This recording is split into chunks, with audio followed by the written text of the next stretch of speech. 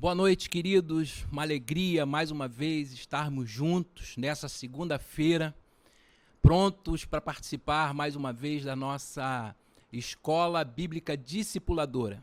Uma alegria mais uma vez ter você aí conosco. Todas as vezes que nós nos preparamos para essas aulas, o nosso desejo é que esteja tudo bem na sua casa, que esteja tudo bem com a sua família, que esteja tudo bem com o seu lar. Essa noite é uma noite especial.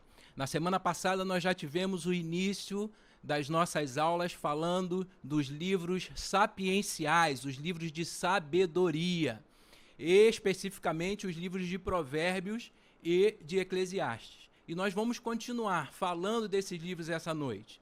E ao final do estudo de hoje, prepare-se. Se você está aí próximo de alguém, você ainda pode compartilhar esse link, você ainda pode chamar pessoas para participar desse estudo conosco, participar com você, que ao final vai ter uma surpresa muito boa. Porque hoje nós vamos falar de valorizar bons conselhos. Quem não gosta de receber bons conselhos? E os maus conselhos existem, pastor? Nós vamos descobrir tudo essa noite. Mas antes, nós queremos fazer um apanhado com você, para a gente se posicionar acerca dessa leitura de sabedoria, dessa leitura sapiencial, que foi muito bem explicada na aula passada. Aliás, se você não assistiu a aula passada, não tem problema, depois você pode, na página da PIBAC, ir lá e dar uma olhadinha na aula da semana passada. Mas não precisa ser agora, calma, não corra. Assista a aula de hoje, depois você pode assistir a aula da semana passada. Tá ok? Então vamos começar a aula de hoje.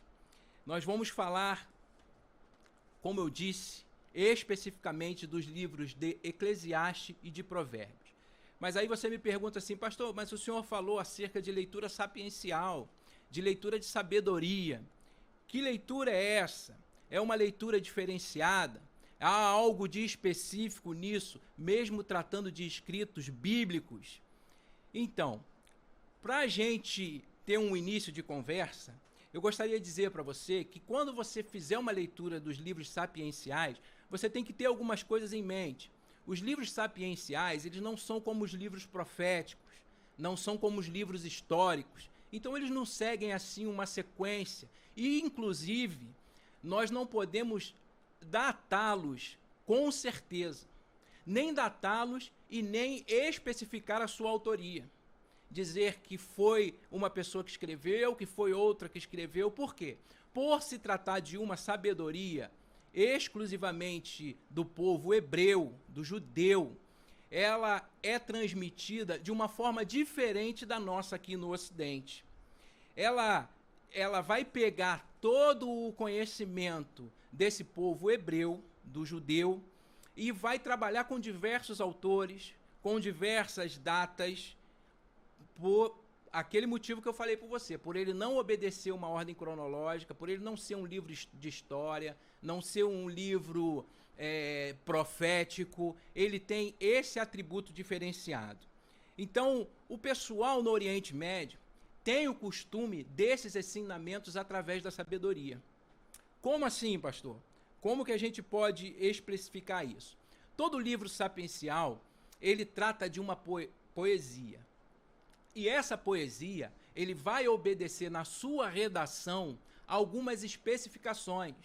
Por exemplo, se você pegar Provérbios 31, ele tem uma redação que é escrita em acróstico. O que é isso, pastor? O povo judeu, o hebreu, ele escreveu o Provérbios 31, de 10 a 31, depois você pode olhar aí com calma. Ele começa com a primeira letra do alfabeto hebraico, e termina com a última letra do alfabeto hebraico. Claro que em português nós não vamos conseguir alcançar isso, porque ele não vai começar com A, depois o B, depois o C. Mas para o povo hebreu, eles poderiam usar isso na sua sabedoria. E usavam, tanto que nós temos esse salmo, ou esse provérbios. Nós temos provérbios numéricos, que você vai ler lá, olha, 3 vezes fiz isso, 2 vezes não confiei naquilo. Você vai ver isso em Provérbios no capítulo 30, de 15 a 31 também. Então, isso era familiar para o costume da época. E por ele ter essa sequência, por ele ter essa harmonia na redação, por ele ser um poema, por ele ser muitas vezes poético, nós temos especificamente nos livros sapienciais, os livros de sabedoria, Provérbios, Eclesiastes, Jó e alguns salmos também. É como se nós pegássemos o livro de Eclesiastes e Provérbios e destacássemos e não fôssemos ler, tendo isso em mente, nós poderíamos cometer diversos erros de interpretação e até mesmo dizer que ali, em diversas leituras, está apontando para um comportamento materialista, egoísta e às vezes míope, que é totalmente o oposto do que Deus quer nos ensinar. É como se hoje nós fizéssemos um ensinamento da seguinte forma: o seu filho está em casa com você nesse período de pandemia e você o convida para dar um passeio, para vocês conversarem a respeito da vida, tirar algumas dúvidas, uma conversa de pai para filho. E de repente o seu filho, ele te pergunta assim: pai, por que as pessoas mais idosas, por que as pessoas já com seus cabelos brancos, elas erram menos? E você respondesse ao seu filho da seguinte forma: sabe por quê, meu filho? Aí você usa um ditado popular: porque macaco velho não põe a mão em cumbuca. A pessoa que não está familiarizado com esse provérbio pode interpretar de maneira errônea e acabar perdendo todo o conteúdo do que esse ditado vai dizer, do que esse provérbio quer dizer. Da mesma forma era o povo judeu. Ele tinha um cuidado muito específico com essas situações. É algo da cultura deles. Então, se você lê essas escrituras parcialmente, você pode acabar tirando alguma coisa de contexto e aplicando de forma errônea. Por exemplo, Eclesiastes, no capítulo 3, é um texto que todo mundo conhece. Para tudo tem o seu tempo determinado. A partir do verso 2 vai dizer muito isso. Se você pegar esse texto e ler ele separado de toda a leitura do livro de Eclesiastes, você vai pensar que ele está tentando mostrar a futilidade da vida. Já que, tanto você sendo bom, como você sendo uma pessoa ruim, o final de todos vai ser a morte. É o que nós chamamos, especificamente na leitura de Eclesiastes, que é uma leitura, é um poema, é uma escritura, é uma sabedoria de ensinamento cínico. Eu sei que você vai se espantar com a palavra, ensinamento cínico. Mas quando chegar no livro de Eclesiastes, você vai entender, porque a gente vai explicar mais a fundo. Tá ok? Nós não vamos tratar do livro de Jó, mas se você não ler todo o livro de Jó, você de repente vai chegar no capítulo 15 e no verso 20 e vai ler ali que a respeito do sofrimento de Jó, quando ele fala as palavras para Jó, você vai pensar assim: olha, realmente a pessoa quando sofre hoje é porque ela é uma pessoa perversa. E não é nada disso. Você tem que ler todo o livro de Jó para entender o que aquela sabedoria quer transmitir para você. Mas aí lembra que eu falei que não tem como a gente datar, não tem como a gente especificar o autor? Aí você vai me dizer assim: pastor, mas então por que está escrito lá que Provérbios de Salomão, Eclesiastes intitulado Salomão como autor? Na aula passada já teve uma explicação excelente sobre esse assunto, mas eu vou trazer a memória mais uma vez para você poder continuar acompanhando aqui conosco. Lá no primeiro capítulo do livro de Reis, no primeiro livro de Reis, no capítulo 5, a partir do verso 12, você vai ler ali a respeito dos escritos de Salomão. E Salomão escreveu diversos provérbios, ele era um homem muito sábio. Por Salomão ter essa sabedoria e o povo judeu entender que ele, até aquele momento, era o homem mais sábio da terra, ficou intitulado como se fosse uma sabedoria de Salomão.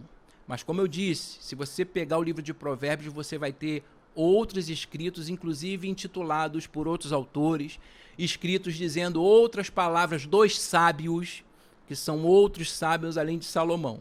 Mas por esse contexto, é porque Salomão é rotulado, vamos dizer assim, ou colocado como o autor principal, tanto do livro de Provérbios, como do livro de Eclesiastes e outros escritos também. Tá bom? Mas não é para espantar você, não é para você falar, então não é Salomão, mas olha, são ricos em ensinamentos. Fica tranquilo. Vamos lá. Conhecimento, sabedoria. Também foi explicado na semana passada. Qual era a diferença de sabedoria do grego para o hebreu? O grego, ele tem uma ideia de sabedoria. Para o grego, quanto mais conhecimento você tiver, você chega ao nível da sabedoria. Quanto mais você estuda, quanto mais você busca, quanto mais você faz cursos, quanto mais você adquire conhecimento, isso para o grego, isso segundo os filósofos gregos, Platão, Aristóteles, quanto mais conhecimento você chega à sabedoria.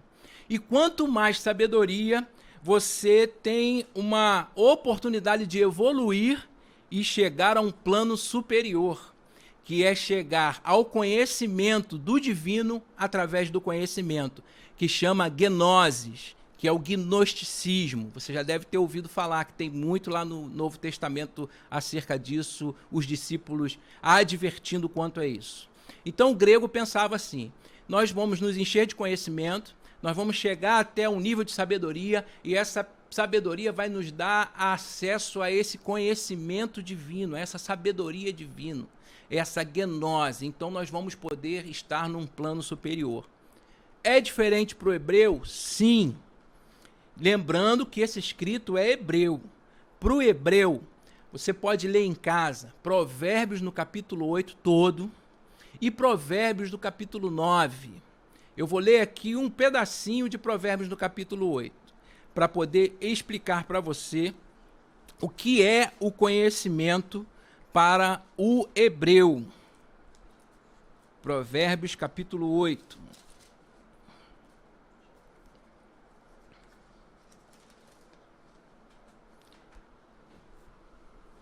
A partir do verso 12, eu não vou ler ele todo, você vai ter ali uma explicação sobre a sabedoria.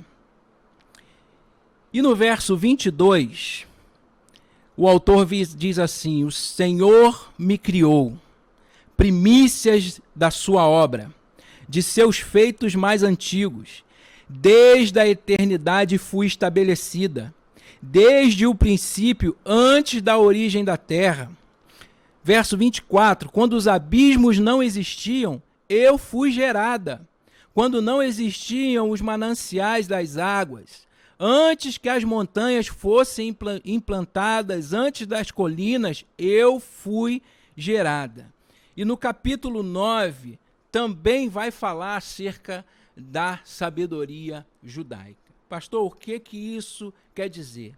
Para o hebreu, a sabedoria, principalmente no capítulo 9, vai dizer que a sabedoria já preparou o seu banquete. Ele já está pronto, a mesa está posta.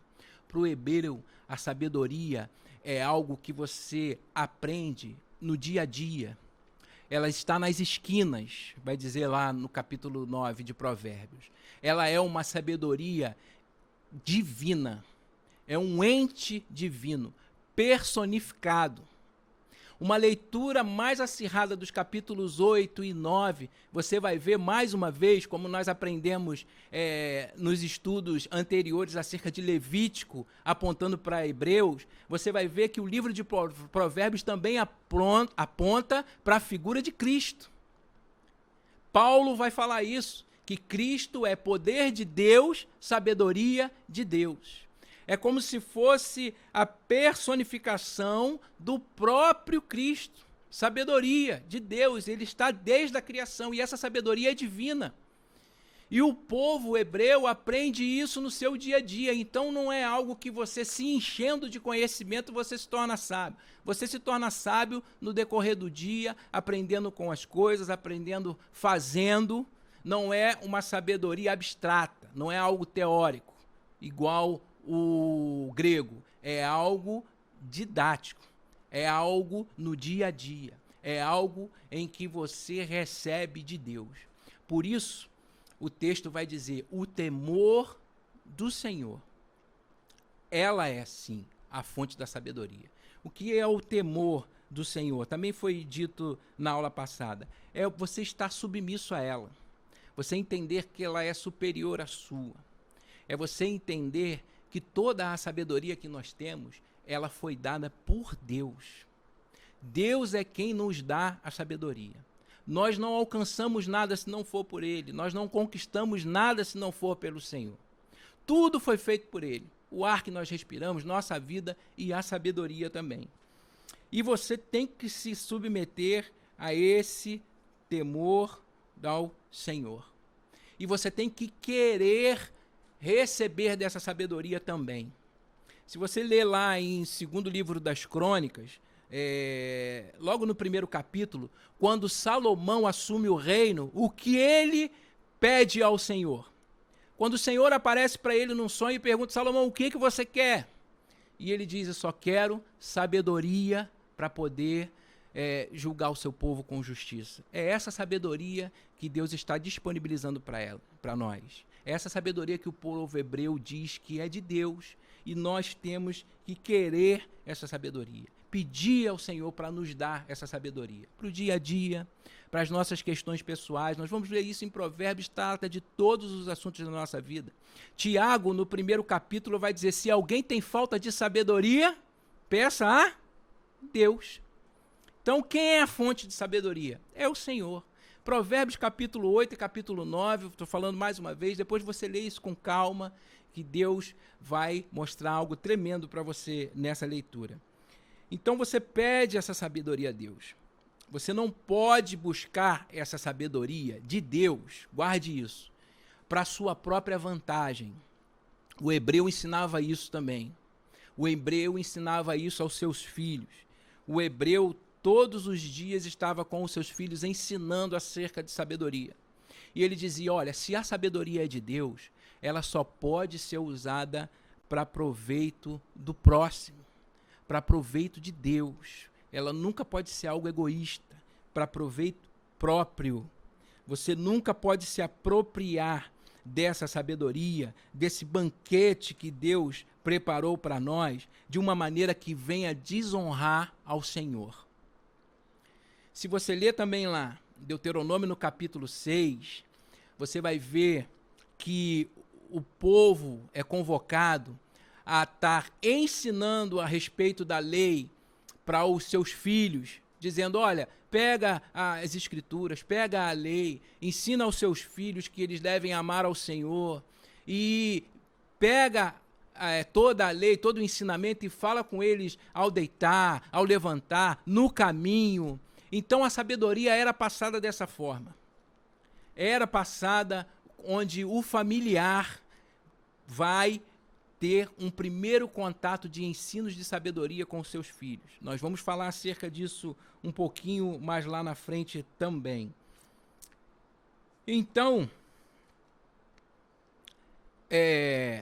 o povo hebreu,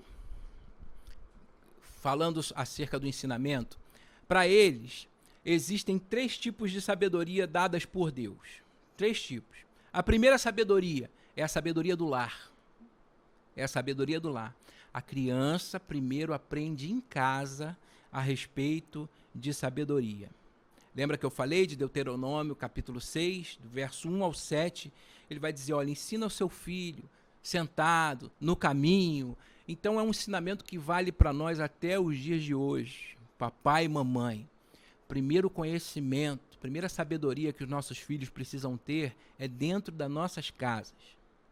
Nesse período de pandemia, muita coisa tem aflorado, para o bem e para o mal, infelizmente. Famílias que não estão aguentando passar a sua sabedoria para os filhos. Ou os filhos que estão vendo que os pais passam uma sabedoria só da boca para fora, não agem de acordo com essa sabedoria. Olha que oportunidade ímpar que nós estamos tendo de estar em casa, em família, passando essa sabedoria nesse primeiro plano em que a criança, o jovem, o adolescente tem a oportunidade de receber a sua primeira sabedoria, que é a sabedoria do lar. E isso era importante para o povo hebreu. Sem perceber, nós passamos essa sabedoria para os nossos filhos. Quando você vê que o tempo está fechando e o seu filho vai sair, você diz assim, olha, coloca um casaco, leva um guarda-chuva porque parece que vai chover. Você está passando um tipo de sabedoria para ele. E dentro do lar, como eu disse, muitas vezes sem você perceber. E o muito bom em nossas vidas, irmãos, é quando nós passamos esse tipo de sabedoria e os nossos filhos veem que nós vivemos de acordo com essa sabedoria. Lembra que eu falei que para o povo judeu isso era ensinado no dia a dia, no convívio? Jesus vai dizer isso para os fariseus. Vai dizer, olha, vocês são sepulcro caiado. Por fora, vocês são lindos, mas por dentro está ruim para o lado de vocês. É como um copo que está limpo pelo lado de fora, mas está sujo pelo lado de dentro. Então a nossa sabedoria ela tem que ser passada como o hebreu acreditava. É com a experiência, é com o dia a dia, é quando nós somos observados. A gente passa a nossa sabedoria, às vezes até sem falar nada, só na observação que os nossos filhos estão tendo sobre nós. Afinal de contas, qual é o pai que quer ver o seu filho infeliz? Qual é o pai que não quer ver o seu filho autossuficiente?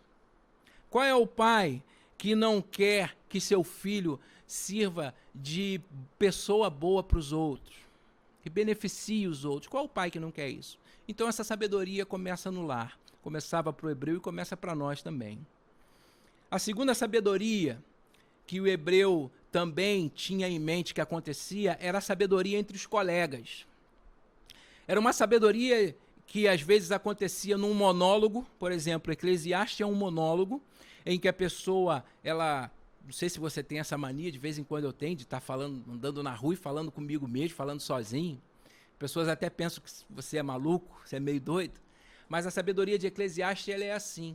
Ela traz uma história, ela traz um ensinamento que vai levar o leitor a uma reflexão.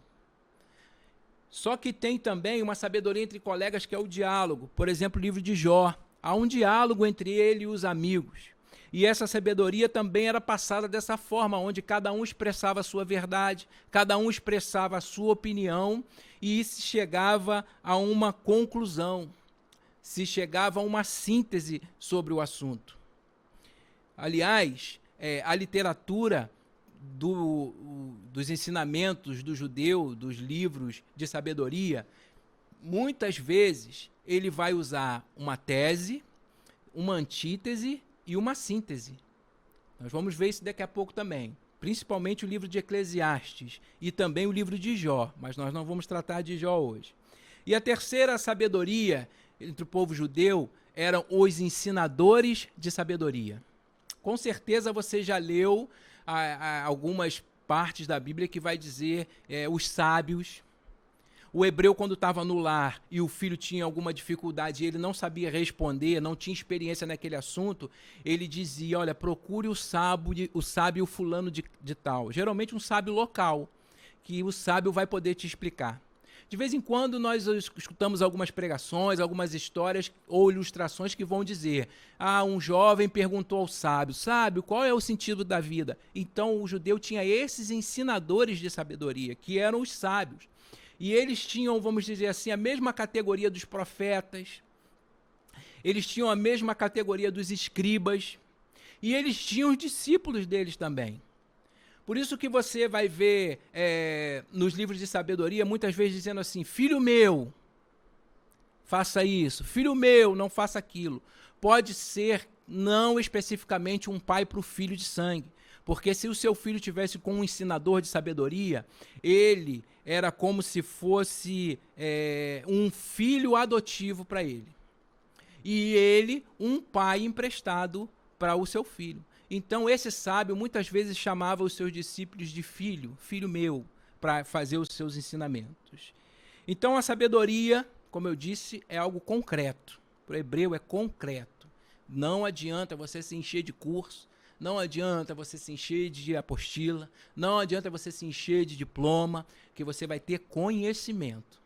Esse conhecimento, se você não colocar em prática, não é sabedoria. Se você não idealizar isso, não trabalhar isso, principalmente, o judeu frisa muito isso, principalmente em ajuda ao próximo, em cuidar do outro, Você está sendo egoísta. E isso também para o judeu era inadmissível.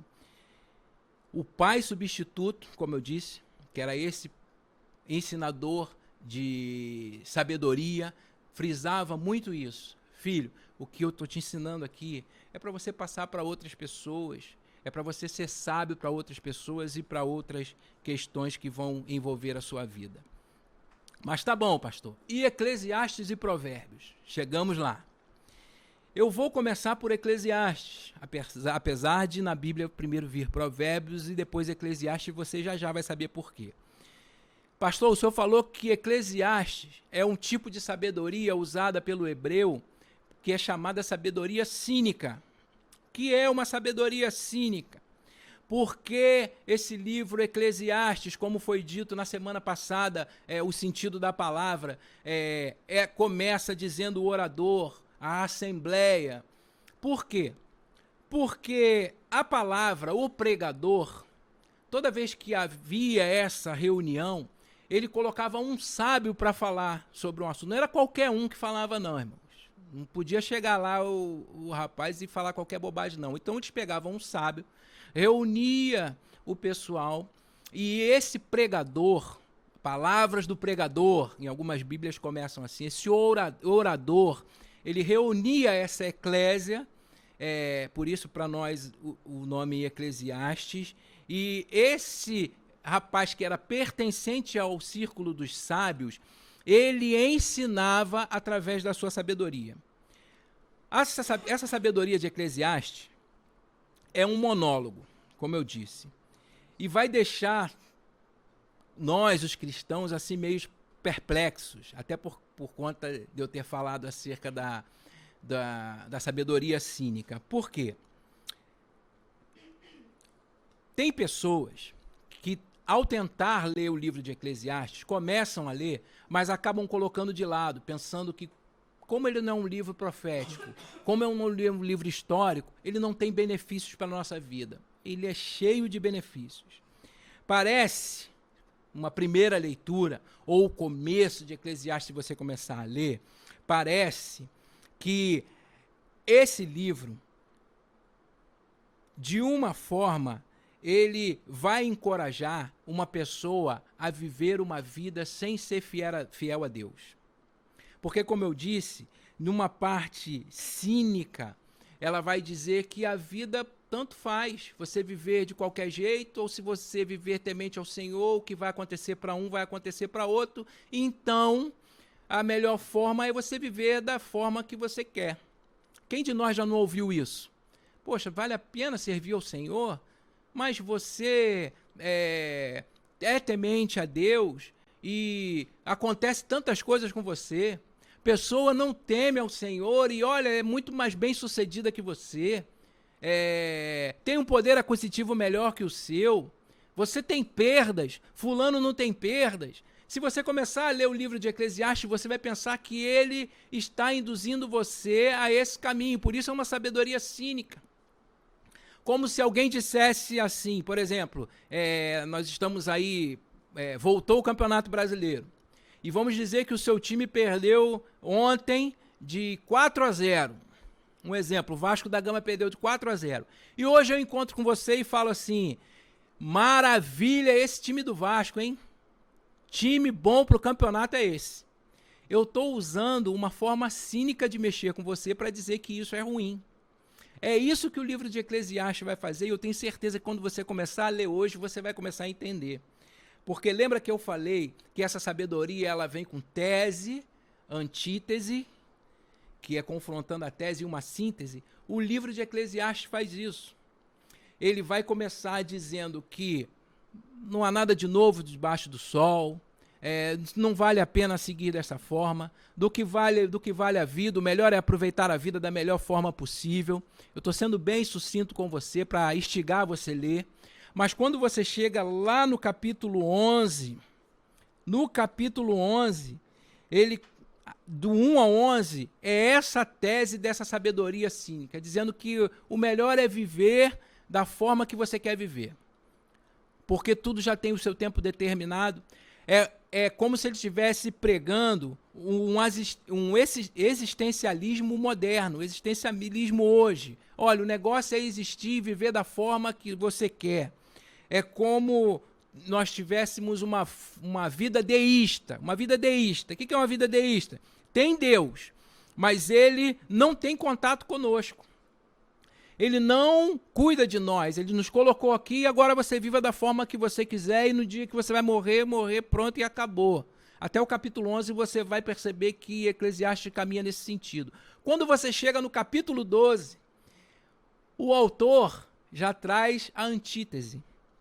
O capítulo 12, ele começa mostrando que não é nada disso. Que o bom é ter o Senhor. Que o bom é servir o Senhor. Que nós não devemos viver essa vida de qualquer jeito. E aí ele chega na conclusão do livro de Eclesiastes, também no capítulo 12. Vou pedir para você abrir aí. Capítulo 12 de Eclesiastes, a partir do verso... Nós não vamos ler o epílogo todo.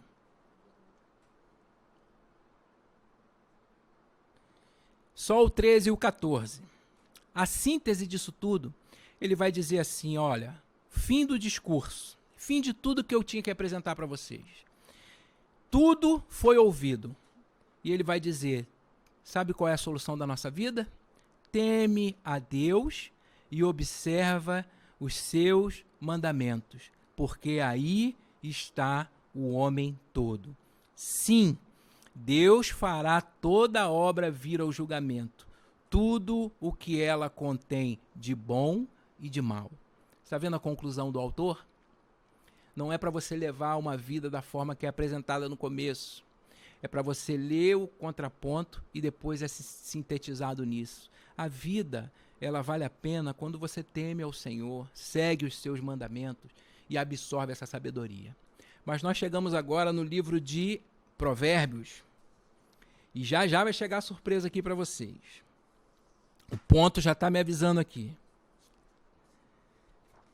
O livro de Provérbios. Livro de Provérbios, ele trabalha uma sabedoria com sentenças máximas, normas, comparações, assemelhações. Você vai ter um comecinho de uma frase e terminando com outra, comparando quem é o sábio, quem é o incrédulo, comparando quem é o sábio e quem é o tolo, comparando quem é o sábio e quem é o infiel. O livro de Provérbios, ele vai apontar para que nós tenhamos atitudes práticas. É uma sabedoria prudencial, de prudência mesmo. É uma sabedoria para nós termos prudência. E cuidado. Lembra como eu falei para a gente ter cuidado com algumas leituras? Quanto menor o provérbio, menos literal você deve interpretá-lo. Porque muitas vezes a informação está por detrás daquilo. Quanto menor, menos específico ele é. Lembra o que eu falei? Macaco velho não bota a mão em cumbuca. Se você começar a achar que você tem que procurar para ver se tem algum macaco velho, se coloca a mão em cumbuca, mas o ensinamento está por detrás disso.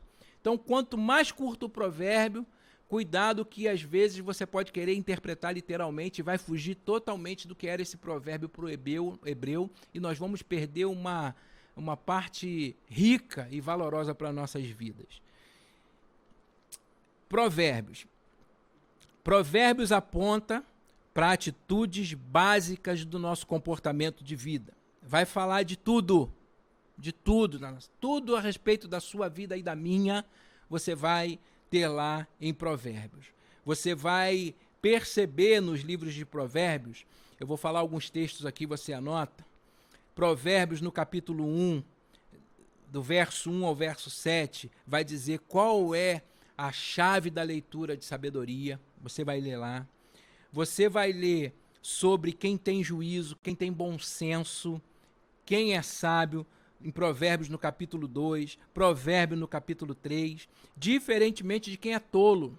O tolo, o insensato, de repente na sua versão o estúpido, é a mesma pessoa, é todo aquele que não é sábio, é alguém que é incrédulo, é alguém descrente, que vive de acordo com seus próprios caprichos, com a sua própria satisfação, é um egoísta, é diferente do sábio. O livro de Provérbios vai nos falar contra a preguiça, contra a preguiça. As pessoas que vão falar nos estudos posteriores vão falar mais a fundo desses textos, vão falar mais a fundo desses casos, desses tópicos. Então vai falar de preguiça, vai falar de cuidar dos pobres, vai falar de valores éticos, valores morais, valores sociais, vai falar de desonestidade, disciplina de filhos, respeito aos pais, maus conselhos, e aí vai falar também que nós precisamos desejar ter bons conselhos. Bons conselhos. Se você ler lá Provérbios no capítulo 9, verso 7, verso 8, vai dizer, olha, você precisa querer receber bom conselho. Você conhece alguém que não quer receber conselho de ninguém? Conhece essas pessoas que, no afã da conquista, muitas vezes o desejo deixa a gente cego, né? Por exemplo, a menina quer casar e ela fala, achei o meu príncipe, e ela não quer ouvir conselho de ninguém. Às vezes você diz, olha, essa pessoa não é para você, olha, ela já te agride, olha, ele bate na mãe, ele já está te batendo, isso aí não vai dar certo no seu casamento, mas a pessoa está no afã daquele desejo e ela não quer ouvir conselho. Tem pessoas assim que não querem ouvir conselhos. Por isso o livro de Provérbios vai dizer que até os conselhos nós queremos querer, nós temos que desejar, melhor dizendo, ter esses bons conselhos. Porque no afã do nosso desejo a gente perde a consciência, não quer escutar ninguém. No afã da conquista do dinheiro, às vezes a gente não quer escutar ninguém. Olha, você está trabalhando demais, dá atenção à sua família, fica um pouquinho em casa. Mas a pessoa está ali naquele desejo e não quer ouvir conselho de ninguém, para nada. Então, chegou a hora da nossa surpresa. Lembra que eu falei dos bons conselhos? Tem uma pessoa especial que não estava nesse afã, cega totalmente, estava com o desejo dela ali aflorando ao coração, mas estava lúcida. E mesmo com o seu coração voltado e desejoso para uma coisa, ela decidiu ouvir bons conselhos. A lição de hoje caminha para isso, querido. Eclesiastes e Provérbios caminha para isso.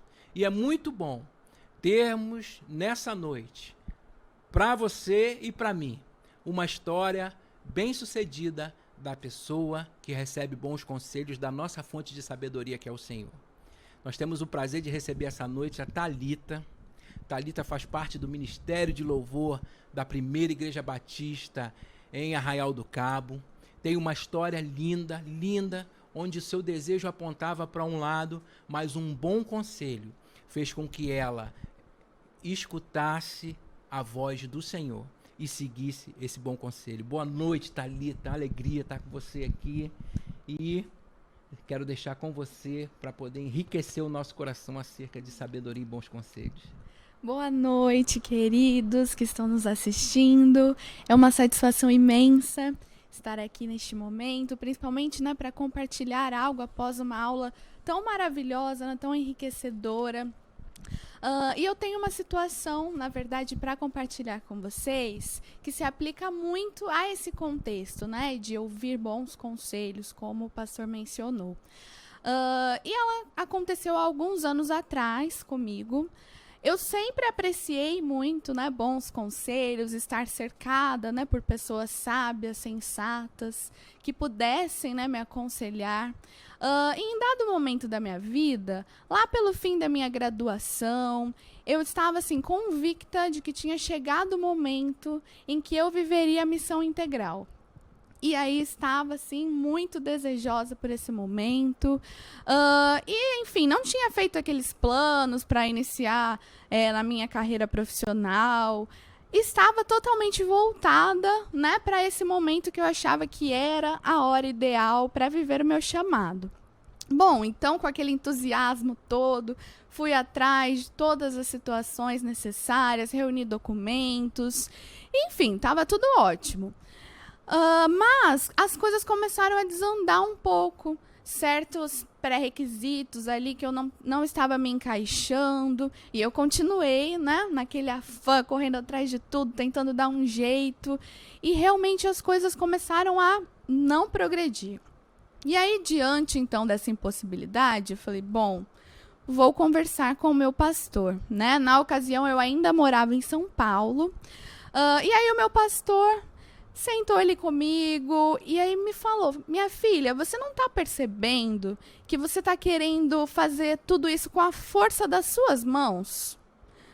Será que tudo isso não é um indicativo de que talvez não seja esse o tempo, talvez não seja esse o momento, e você não está notando que Deus está te mostrando isso? E aí essa situação me deixou em alerta, né? Eu recebi esse conselho e mesmo ali, com toda a minha vontade de viver aquele momento, eu falei, realmente faz muito sentido. Por mais que pareça óbvio, né? Na hora, quando a gente está, né, imerso ali no conflito, tentando resolver, a gente não enxerga certas coisas. E que realmente uma pessoa de fora, com muita sensatez, com muita sabedoria, pode nos direcionar, né? E aí ali eu parei e refleti. Continuei tentando, né, desenrolar esse projeto, mas realmente não deu certo. E aí, apesar de ter entendido, né, que talvez não era o momento, isso não impediu, né, de que a frustração chegasse. Então, realmente, eu fiquei pensando e falava muito com Deus, né, tentando entender, poxa, Deus, por que será que isso não está acontecendo, né? Porque eu me entendi, na verdade, que era o tempo e não é. O que o Senhor espera de mim agora? E aí foi o momento, né, no meio dessas frustrações, desses questionamentos, que um outro conselho foi crucial, né? Na verdade, foi o conselho de uma amiga muito querida, que numa madrugada, né, ficou ali comigo em uma ligação, conversando horas e horas. E aí me falou também um conselho que eu guardei, assim, falei, realmente, que esse, na verdade, não era para ser um lugar de tristeza, de frustração, mas que eu deveria estar atenta, né, aos direcionamentos de Deus. Então, já que aquele meu plano não deu certo, eu precisava estar atenta à voz de Deus e entender o que Ele havia planejado para mim. E aí também, né, me fez muito sentido. E ali eu parei, respirei e falei, realmente, vamos então entender o que Deus está dizendo. E aí, nesse momento, né, também nessa conversa, ela me incentivou bastante para eu continuar envolvida, né, com projetos missionários, enfim, até eu entender, né, o que Deus estava me direcionando.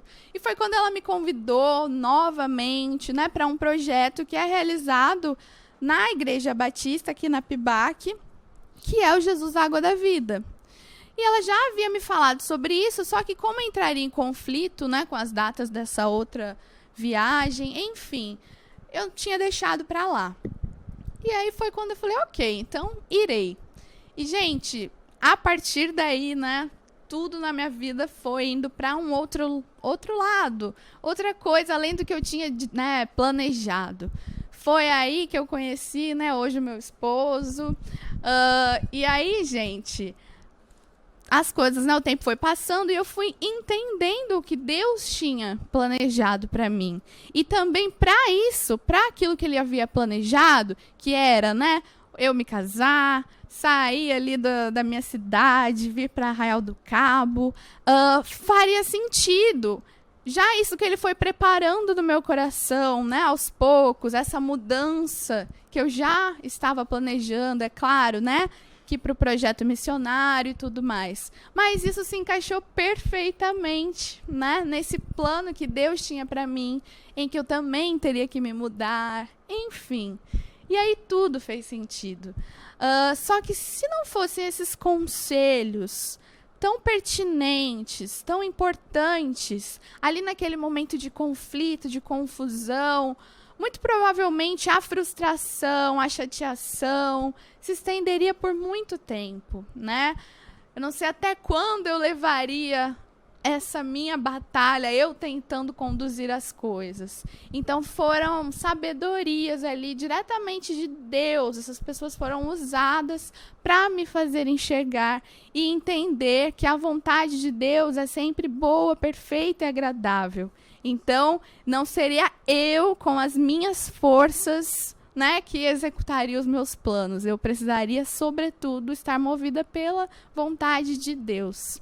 Então era isto que eu tinha, né, para compartilhar com vocês a respeito de ouvirmos bons conselhos que podem sim, né, nos ajudar muito na nossa caminhada. Que bênção, querido. Viu que maravilha de Deus? Nós estamos chegando ao final de mais essa aula, mas eu queria deixar com você esse desafio. Comece hoje mesmo, se você ainda não leu, Provérbios no capítulo 1. É uma síntese disso tudo que você ouviu e do que a Thalita falou aqui. Provérbios, ele vai começar dizendo que esses provérbios são para nos aconselhar, para nos dar a disciplina, para nos orientar, para nos dar o conhecimento. No primeiro capítulo, no verso 5, ele vai dizer assim: sábio, escute. A Thalita escutou, foi sábia, acabou casando com o Bruno, tá vendo? E vai dizer assim, olha, esses provérbios têm que penetrar no seu coração, dirigir a sua vida. E o texto base é o capítulo 1, verso 7 de Provérbios. O temor do Senhor é o princípio da sabedoria. Participe conosco. Na semana que vem nós estaremos juntos. Se você quiser compartilhar essa aula, compartilha. Assiste a aula da semana passada. Ficou com alguma dúvida? Quer esclarecer alguma coisa? Você tinha uma outra ótica, tem um outro pensamento? Coloca aí nos comentários. Nós vamos ter uma alegria em poder responder a você, em poder aprender com você. E essa aula vai valer muito a pena. Fique conosco e participe dessas aulas referentes à sabedoria. Provérbios e Eclesiastes. Um rumo para a nossa vida de uma sabedoria que vem de Deus. Que Deus nos abençoe e até a próxima segunda.